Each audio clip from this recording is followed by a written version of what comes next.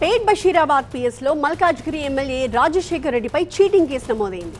అరుంధతి హాస్పిటల్లో తాను చేసిన పనికి బిల్లులు ఇవ్వకుండా మోసం చేశారు అంటూ బాబు అనే వ్యక్తి ఫిర్యాదు చేశారు. విజన్ ప్రాపర్టీ మేనేజ్మెంట్ సర్వీస్ ద్వారా అరుంధతి హాస్పిటల్కి 40 మంది సిబ్బందిని కేటాయించారు. మొత్తం 50 లక్షలు ఇవ్వడానికి ఒప్పుకున్న రాజశేఖర్ రెడ్డి పలు దఫాలుగా 30 లక్షలు చెల్లించారు. మిగిలిన డబ్బులు ఇవ్వాలని అడిగితే స్పందించకపోవడంతో బాధితుడు పోలీసుల్ని ఆశ్రయించారు. కంప్లీట్ డీటెయిల్స్ మా ప్రతినిధి ప్రణీత సిద్ధంగా ఉన్నారు. ప్రణీత, మొత్తం 50 లక్షలకు గాను 30 లక్షలు చెల్లింపులు జరిగాయంటున్నారు. మిగిలిన 20 లక్షలు ఎంతమందికి ఇవ్వాల్సింది ఉంది? మొత్తం 40 మంది అక్కడ పనిచేశారంటున్నారు. ఈ ఒక్క బాధితుడైనా మిగిలిన వాళ్ళందరిది కూడా సేమ్ కంప్లైంటా? అయితే అరుంధతి హాస్పిటల్స్కి సంబంధించి అందులో ఉన్నటువంటి హౌస్ కీపింగ్తో పాటు మ్యాన్ పవర్కి సంబంధించినటువంటి రిక్వైర్మెంట్స్ కోసం వీరిని సంప్రదించారు విజన్ మేనేజ్మెంట్ ప్రాపర్టీకి సంబంధించినటువంటి వ్యక్తులని. సో దానికి డైరెక్టర్గా ఉన్నారు యేసుబాబు అనేటువంటి వ్యక్తి. కౌశిక్, నేను పార్ట్నర్షిప్ ఫర్మ్ స్టార్ట్ చేయడం బెస్టా, ప్రైవేట్ లిమిటెడ్ కంపెనీ స్టార్ట్ చేయడం బెస్టా? ఎందుకు అంత కన్ఫ్యూజన్? ఎక్స్పర్ట్ తో మాట్లాడు. ఎక్స్పర్టా? ఎలా? బాస్ వాలా బీ ద బాస్.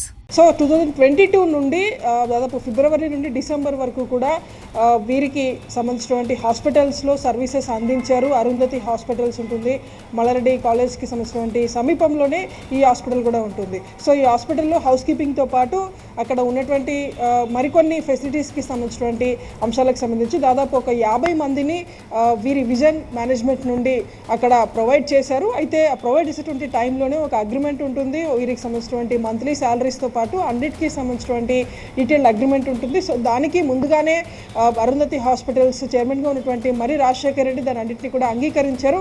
కానీ తిరిగి మంత్లీ ఇన్వాయిస్లు పంపించేటువంటి టైంలో మాత్రం అక్కడ ఉన్నటువంటి స్టాఫ్కి శాలరీస్ ఇవ్వకపోవడం చేత వివాదం తలెత్తింది.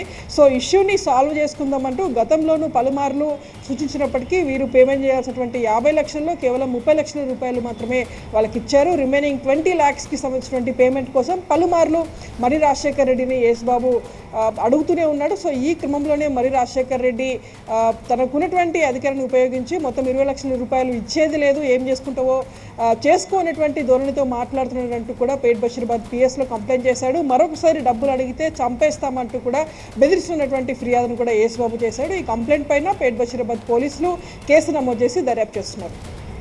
Right, thank you Praneetha.